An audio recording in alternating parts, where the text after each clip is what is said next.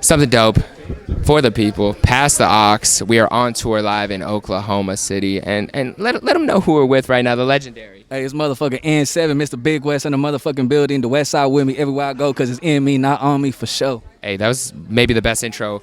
Definitely the best intro we've had all night. You got the best one here with you. Hey, well, you were talking about just now how you got a lot in common with Ye. Is that creatively, was that a big inspiration for you? Oh, for sure. As an artist, I look up to him in all aspects, because he's not only an artist in music, but also with like fashion and other things. So I feel like that's a big thing when it comes to artists, is versatility. You know what I mean? Yeah. So I like to, you know what I'm saying? Like when it comes to fashion, I like to stand out a little bit, as you can tell with the horns I got on right now. And as well with music, you know what I mean? I try to be as different as I can. If I feel like the sound is too similar to a lot of other people within the city, I like to change it up a little bit every now and then, for sure. Were you always comfortable in standing out and being yourself, or when did this kind of come to light for you? Nah, yeah. Since a kid, I've always knew I was gonna be a superstar. I'm not gonna lie to you. You know what I'm saying? I always felt like something about me was special. Something about me was different. I believed in myself before anybody else did, and that's what got me to the position that I'm in now. When was the first time that somebody else believed in you, and who was that person? That's a good question. Thank you. Myself.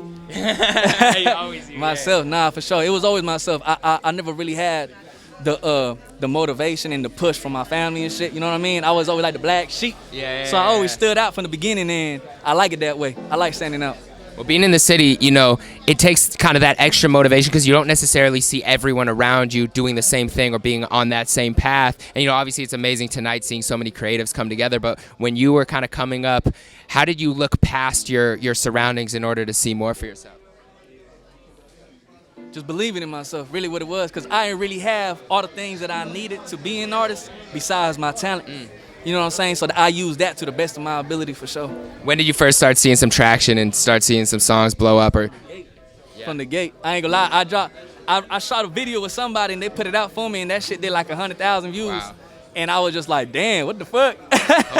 And I just ran with it from then. Is there a person who was the most surprising fan of your music that reached out that you're like, oh my gosh, I can't believe this person even knows who I am or is listening? I ain't gonna lie, the biggest one I think was P. Diddy, but that was mad weird. I ain't gonna lie. Like, why was it weird? You know what I'm saying? All the allegations and the shit that he got going on right now. Was it recent? Nah, this was like a few years ago. Okay. I ain't gonna lie. At first, I kind of freaked out and shit. I was like, oh shit, it's P. Diddy. Yeah. But now, now I'm just like, nah. What did he just say? Like, I mess with the music? Man, he followed me on Instagram, and he sent me a message and unsent it. And I didn't see it, but thank God I did it, cause shit, I don't know. Hey, you never know what the receipts would have been there, so you don't even have them. I don't know what kind of freaky shit. Yeah. I got the receipts. It just says Diddy unsent. Yeah, I got the receipts for sure, but yeah, thank God I didn't go down that path. Hey, everything for a reason. Yeah. But listen, you have had some massive hits. Like you said, it's kind of been from the gate and everything's been going. But lately you've been a little quieter on the music front. Is there something you've been working on, and is there a reason specifically you took some time to step back? Yeah, I ain't gonna lie, when COVID hit, it kind of made me like step back and look at the world for what it was, and to also look in all my flaws.